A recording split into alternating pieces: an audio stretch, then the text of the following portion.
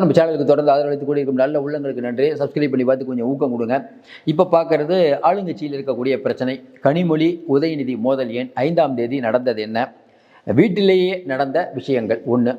இன்னொன்று, ஒரு அமைச்சர் மிகப்பெரிய ஒரு அதிருப்தியில் இருக்கார். ஒரு அமைச்சர் இல்லை, இப்போதைக்கு 5 அமைச்சர்கள் அதிருப்தியில் இருக்காங்க. ஆச்சரிய எழுத்தையே பேராக கொண்ட அமைச்சருக்கு என்ன பிரச்சனை? ஏன்னா அரசு பங்களாவுக்கும் வரல, கட்சிக்காரங்களையும் சந்திக்கல, சில பேர்கிட்ட மட்டும் மனம் விட்டு பேச கொண்டிருக்கிறார்கள். திமுக அப்படிங்கிறது ஒரு மிகப்பெரிய ஒரு ஒரு ஒரு இரும்பு கோட்டைன்னு நினச்சிட்டு இருந்தோம். ஆனால் நம்ம சொல்கிறோம் இல்லைங்க, உட்கட்சியில் அவ்வளோ பிரச்சனை இருக்குது, சீனியர் ஜூனியர் பிரச்சனை இருக்குது. எல்லா கட்சியிலையும் இருக்கிறது தான் கரெக்ட். எல்லா கட்சியிலையும் சமாதானப்படுத்திடுவாங்க, ஏதோ ஒன்று நடக்கும். இங்கே அந்த மாதிரியான சூழ்நிலை கலைஞர் காலத்தில் இருக்கக்கூடிய நிலைமை இங்கே இல்லை. ஸ்டாலின் அவர்கள்ட்ட நிறைய மேட்ரு கொண்டு போகிறதே இல்லை. கூட்டணி கட்சிகளும் அதான் சொல்கிறாங்க. நமக்கு கிடைத்த தகவல் தான், நாளிதழ்லையும் அதான் வந்திருக்கு. அந்த அமைச்சருக்கு அப்படி என்ன அதிருப்தி?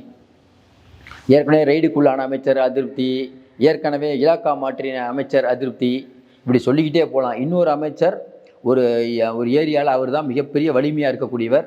அங்கே உதயநிதிக்கு வேண்டிப்பட்ட ஒரு ஃப்ரெண்டு அமைச்சராக இருக்கிறனால அங்கே ஒரே குடைச்சல். அவர் இல்லாமல் அந்த ஏரியாவை நீங்கள் ஜெயிக்க முடியாது. அப்போ அங்கேயும் சீனியர் ஜூனியர் மோதல். இப்படி பல இடத்துல சீனியர் ஜூனியர் மோதல். அதனால தான் மாவட்ட செயலாளர்கள் கூட எக்ஸ்ட்ரா பண்ண முடியல. 72 110 ஆக்கணும்லாம் முயற்சி பண்ணாங்க, இது வரைக்கும் நடக்கலை. ஆனால் பண்ணுவதற்கான வேலை பண்ணிட்டு இருக்காங்க. இப்போ திமுகவில் என்ன நடக்கிறது? அதாவது திமுக எஃகு கோட்டை, நாங்கள் திராவிட மாடல் ஆட்சியை வீழ்த்த முடியாது, 200க்கு 200 அப்படின்னு திமுகவும் சொல்லுவாங்க. இப்போ யூடியூப்பில் பேசுகிறவங்க நிறைய பேர் திமுக தான் நிறைய பேசுகிறாங்க. இப்போ பார்த்தீங்கன்னா வீடியோவில் பார்த்தீங்கன்னா யூடியூப்பில் இல்லை ஃபேஸ்புக் எதுலேயுமே திமுக பேசுனீங்கன்னா நிறைய ஓடும். ஏன்னா அவங்கெல்லாம் வந்து கமெண்ட் போடுவாங்க, திமுக ஐயோ திராவிட மாடல் வாழ்க்கைன்னு சொன்னால் நம்மளையும் புகழ்வாங்க. திமுக மட்டும் எழுத்து பேசிட்டீங்கன்னு வச்சுக்கோங்களேன், எடப்பாடிகிட்ட பணம் வாங்கிட்டோம், விஜய்கிட்ட பணம் வாங்கிட்டோம், அப்புறம் யார் பிஜேபிகிட்ட பணம் வாங்கிட்டோம் சொல்ல முடியாது. மோடி அமித்ஷாட்டு ஸ்ட்ரெயிட்டாக பணம் வாங்கியிருக்கேன்னு சொல்லலாம். இங்கே இருக்க நிறைய பேருக்கு அவங்களாம் பார்த்துருக்க கூட மாட்டாங்க. இவங்களே ஒரு சொல்கிறது, அதை பற்றி நம்ம கவலை இல்லை. நம்ம நேர்மையாக பேசுவோம், நம்மை பார்க்கக்கூடிய மக்களுக்கு தெரியும் நான் உண்மை பேசுகிறோன்னா இல்லையா, அவ்வளோதான். திமுகவில் ஏற்கனவே தொடர்ந்து சொல்கிற மாதிரி பல ஊரில் பல உட்கட்சி பிரச்சனை. கட்சிக்காரங்களை கேளுங்க, அடிப்படையில் இருக்கக்கூடிய நிர்வாகிகளுக்கு அங்கே என்ன மரியாதைன்ட்டு. பெரும்பாலான ஊரில் மாவட்ட செயலாளருக்கும் இங்கேயும் ஒரு பெரிய ஒரு மோதல். இப்போ என்ன நடக்குது? ஆச்சரிய எழுத்தையே இன்சியலாக கொண்டிருக்கக்கூடிய பெரியவர், அவருக்கு பெரிய மன கஷ்டம். அரசு பங்களாவுக்கும் போக மாட்டுறாரு, கட்சிக்காரன்ட்டையும் பேசுறதில்ல. அடுத்தது சீட்டே வேணாங்கிற மனநிலைக்கு வந்துட்டார். ஏன்னா வந்து சீனியர்களை மதிக்கிறது இல்லை. சரி, மதிக்காட்டினாலும் பரவாயில்லைங்க, ஏதாவது இருந்தால் கூப்பிட்டு பேசணும், தலைமை கூப்பிட்டு பேசுகிறதே இல்லை. கலைஞர் காலத்தில் அப்படி இல்லை, ஏதாவது கோச்சிங்கன்னா வந்து கூப்பிடுவார். இப்போ அந்த அரவணைக்கிறது இல்லை. முதலமைச்சர் அப்படிங்கிறவரை சில ஆட்கள் சுற்றி இருக்காங்க, அதை மீறி போக முடியல. ஒன்றும் வேணாம், நேற்று ஒரு நிகழ்ச்சி நடக்குது, எல்லாருக்கும் தெரியும். நேற்று நிகழ்ச்சி பார்த்தவங்களுக்கு தெரியும். ஈவிகே இளங்கோவன் மன்மோகன் சிங் படத்திறப்பு விழா. எப்பயுமே சிஎம் வந்து அவர் வந்து யார் பேசினாலும் பேசுவார். உங்களுக்கு பார்த்துருங்க, எவ்வளோ கோபமாக இருந்தாலும் பரவாயில்ல, அதெல்லாம் மரியாதை, ரொம்ப கண்ணியமாக நடந்துக்குவார், மரியாதையாக கொடுப்பார், யாரையும் எடுத்தறிஞ்செல்லாம் பேச மாட்டார். அப்படிப்பட்ட சிஎம் நேற்று பாலகிருஷ்ணன் அவர்களோட கலந்துக்கிறார்.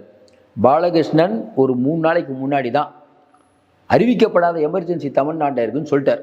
அப்போ அவ்வளோ கோபத்தில் முரசொலியில் அதை கட்டம் கட்டி எழுதுகிறாங்க அவர் எழுத்து. நேற்று நிகழ்ச்சியில் 2 பேரும் ஒன்றா சந்திக்கும் போது எல்லாம் எழுதுவாங்கல்ல, நேராக சந்திக்க போகிறார்களா, பேச போகிறார்களான்னு.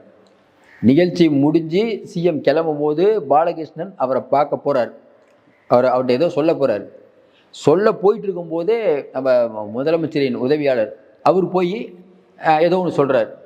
சொன்ன உடனே பாலகிருஷ்ணன் போய் மேடையில் உட்கார்றாரு. எப்பயுமே சிஎம் பார்த்து சிஎம் பேசிட்டு தான் போவார். அப்படி சிஎம் பேசிட்டு போகிற சிஎம் நேற்று ஏன் அவர் போயிட்டு இருக்கிறதுக்கு முன்னாடியே உதவியாளர் போய் இல்லைங்க அப்படின்னு சொல்கிறாரு. என்ன சொன்னாருன்னு தெரில, என்ன சொல்ல வந்தாருன்னு தெரில. ஏன்னா சிஎம் எதுவும் ரியாக்ஷனே கொடுக்கல.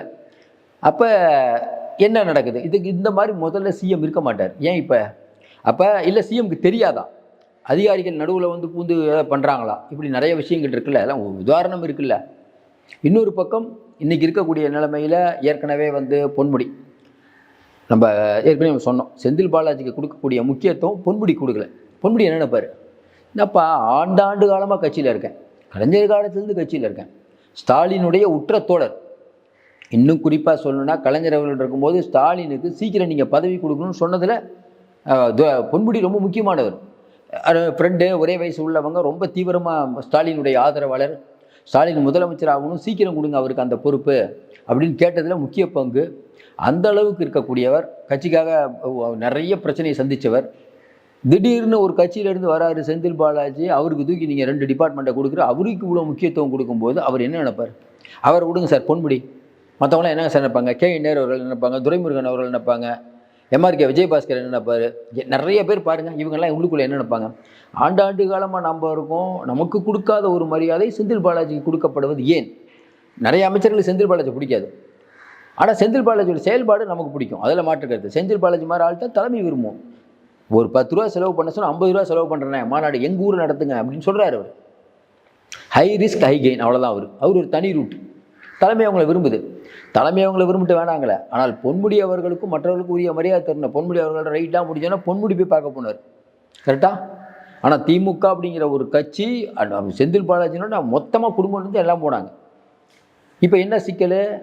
திமுகவில் ஒரு புகைச்சல் வந்துருச்சு. அந்த ஆச்சரிய அமைச்சர் அவர் ஒரு பிரச்சனை. ஏற்கனவே இப்போ ரைடுக்கு உள்ளாச்சு இல்லை, அந்த அமைச்சர் தன்னை கைவிட்டுட்டாங்க கட்சி அப்படின்னு. அதுக்கப்புறம் பார்த்தீங்கன்னா ஏற்கனவே பொன்முடி அவர்கள் அதிருப்தி. அது இல்லாமல் ஒரு 3 பேர் அதிருப்தி.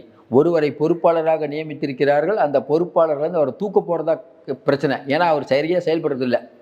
இன்னொரு பக்கம் பார்த்தீங்கன்னா இந்த ஏரியாவில் சென்னைக்கு பக்கத்தில் இருக்க ஒரு ஏரியாவில் பார்த்தீங்கன்னா ஒரு எம்பி, கூட்டணி கட்சியோட எம்பி, அந்த கூட்டணி கட்சியோட எம்பி பேரை இதில் அழைப்பதில் போட மாட்டாங்க அங்கே இருக்கக்கூடிய திமுக எம்எல்ஏக்கள். அதே மாதிரி அவர் போகிற ஃபங்க்ஷனில் இவரை புறக்கணிக்கிறாங்க.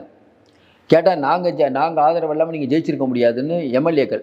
அவர் சொல்கிறாரு, ஒன்றும் பிரச்சனை இல்லை, என்னுடைய சொந்த செல்வாக்களை தான் நான் ஜெயித்தேன் அப்படிங்கிறார். ஸோ மேலிடத்துலேருந்து நீங்கள் சீட்டு காங்கிரஸ் தலைமைக்கு ரொம்ப வேண்டிப்பட்டு மேலிடத்துலேருந்து நீங்கள் சீட்டு வாங்கி கொடுத்ததுனால நீங்கள் வந்து திமுறா நடந்துக்கிறீங்கன்ட்டு இப்போ உட்கட்சி பிரச்சனை, கூட்டணி கட்சிக்கு அவருக்குமே பிரச்சனை.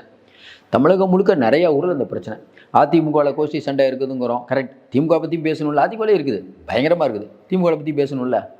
அடுத்து கனிமொழி உதயநிதி. எப்பயுமே கனிமொழி வந்து உதயநிதி பிரச்சனை நம்ம தொடர்ந்து சொல்கிற மாதிரி, நீங்கள் பிரச்சனை இருக்குதா இல்லையான்னு வெளியில் பார்க்குறவங்களுக்கு தெரியுங்க. இப்போ உதயநிதி அவர்கள் எல்லா ஊர்லேயும் ஆய்வு கூட்டம் போகிறார், கரெக்ட். ஆனால் தமிழ்நாட்டிலே அதிக வித்தியாசத்தில் ஜெயித்த சுனாமியிலேருந்து மற்ற எல்லா இயற்கை பேரிடர்களையும் கூட நின்று கனிமொழி நல்ல பேர் வாங்கியிருக்காங்க தூத்துக்குடியில். 2வது பெரிய ஓட்டு சசிகாந்த் ஐஏஎஸ்க்கு அப்புறம். திடீர்னு எல்லா ஊருக்கும் 2-3 ஊருக்கு தான் போயிருக்காரு, கரெக்டாக 3வது ஊர் தூத்துக்குடி போகிறார். அப்பயே எல்லோரும் சொன்னாங்க, என்னங்க தூத்துக்குடி போய் போகிறாரே, அது வந்து அதாவது உதயநிதி ஆய்வு கூட்டம் போகிறாங்க, அதில் கனிமொழி கலந்துக்கணும். என்ன இருந்தாலும் நீங்கள் அத்தை மருமகன் உறவு இருந்தாலும் கட்சியில் ரொம்ப சீனியர் அவங்க, கலைஞருடைய பொண்ணு. அப்போ அது வந்து இடர்பாடு இருக்குன்னு சொல்லும்போது கரெக்டாக அவங்க நடக்கும்போது ஊரில் இல்லை. இது சந்தேகத்தை அதிகப்படுத்துது. என்னங்க அது? இந்த பக்கம் பார்த்தீங்கன்னா 5ஆம் தேதி பிறந்தநாள், முதலமைச்சர் வீட்டுக்கு போய் அவங்க அண்ணன்ட்டையும் அண்ணிட்டையும் வாழ்த்து சொல்கிறாங்க. அந்த படம்லாம் வருது. அன்னைக்கு கரெக்டாக பார்த்தீங்கன்னா அமித்ஷா ட்வீட் பண்ணுறாரு, எல்லாருமே வாழ்த்து சொல்கிறாங்க, எல்லா கட்சி தலைவரும் வாழ்த்து சொல்கிறாங்க. உண்மையிலேயே கனிமொழி அவர்கள் பெண்களுக்காகவும் மாற்றுத்திறனாளியும் பாடுபட்டவருங்கிறதுல மாற்று கருத்து இல்லை. சொல்லாற்றல் மிக்கவர், தமிழகத்தின் உரிமையை பேசக்கூடியவர். அதாவது மற்ற எம்பி எம்எல்ஏக்களுக்கு எந்த அளவுக்கு சலைச்சவங்க இல்லை, அதில் மாற்று கருத்து இல்லை. ஏன்னா இன்றைக்கி வந்து நம்மளுடைய முதலமைச்சர் அவர் வந்து எந்த அளவுக்கு மக்களை ஈர்க்கிறாரோ அதே மாதிரி கலைஞரோட பொண்ணுங்கும்போது ஃபேஸ் வேல்யூ கண்டிப்பாக இருக்கும், அதில் மாற்றுக்கிறது. அப்படிப்பட்ட சூழ்நிலையில் இன்றைக்கி இருக்கக்கூடிய சூழ்நிலையில் உதயநிதி அவர்கள் இந்த கனிமொழி அவர்கள் பிரச்சனையை எப்படி பார்க்குறாரு? பிறந்த நாளுக்கு அவர் வாழ்த்து சொல்லலை. பிறந்த நாளுக்கு வாழ்த்து சொல்கிறது மட்டும் இல்லை, கரெக்டாக பார்த்தீங்கன்னா அன்றைக்கி சண்முகம் அவர் தான் வந்து தலைவராக வரார், இதுக்கு நம்ம கம்யூனிஸ்ட், அதுக்கு வாழ்த்து சொல்கிறார் உதயநிதி, இவங்களுக்கு வாழ்த்து சொல்லலை. தொடர்ந்து சொல்கிற மாதிரி கனிமொழி அவர்களுக்கு ஒரு ஃபேஸ் வேல்யூ இருக்குது, கலைஞர் அவர்களுடைய பொண்ணு அப்படிங்கிறதுனால. அதனால் இந்த விஷயத்தை பொறுத்த வரைக்கும் பூதாகரமாக ஆகும்னு தெரிஞ்சே இதை பண்ணுறாரா அப்படிங்கிற பெரிய இது. இவன் திடீர்னு பார்த்தீங்கன்னா அது அக்காவே வருக, கோட்டைக்கு வருக அப்படின்னு போஸ்டர்லாம் வேறு நிறையா தெரியும் உங்களுக்கு, போஸ்டர் எவ்வளோ அடிச்சு விட்டுனாங்க. இப்போ இதெல்லாம் வச்சு பார்க்கும்போது கட்சிக்குள் ஒரு பிரச்சனை வந்துருச்சு, இது எப்படி சரியாக போகுதுன்னு தெரில அப்படிங்கிற மாதிரி சொல்கிறாங்க. என்ன இருந்தாலும் நம்ம தொடர்ந்து சொல்கிற மாதிரி திமுக அப்படிங்கிற ஒரு கட்சி இன்றைக்கி இருக்கக்கூடிய நிலைமையில் பல சங்கடங்களை சந்தித்து வருகிறது. இப்போ பக்கமாக பார்த்தீங்கன்னா எவ்வளோ பிரச்சனைகள் உங்களுக்கு வந்து அது என்னது, நம்ம பாலியல் பிரச்சனை ஆகட்டும், அந்த டாக்டர் ஆகட்டும், டங்ஸ்டன் பிரச்சனை ஆகட்டும், டங்ஸ்டன் இப்போ அதிமுகவுக்கு மாற்றி விட்டாங்க, 2 பேருக்கும் பிரச்சனை. இப்படி பல விஷயங்கள் இருந்தாலும் ரெய்டு பிரச்சனை. அதனால் இன்றைக்கி திமுகவுடைய செய்திகள் பிரதானமாக பார்க்கப்படுகிறது. மீண்டும் சந்திப்போம். நன்றி, வணக்கம். உங்களுக்கு இந்த வீடியோ பிடிச்சிருந்துச்சுன்னா லைக் பண்ணுங்க அண்ட் உங்களோட கருத்துக்களை கமெண்ட் பண்ணுங்க. மறக்காம சப்ஸ்கிரைப்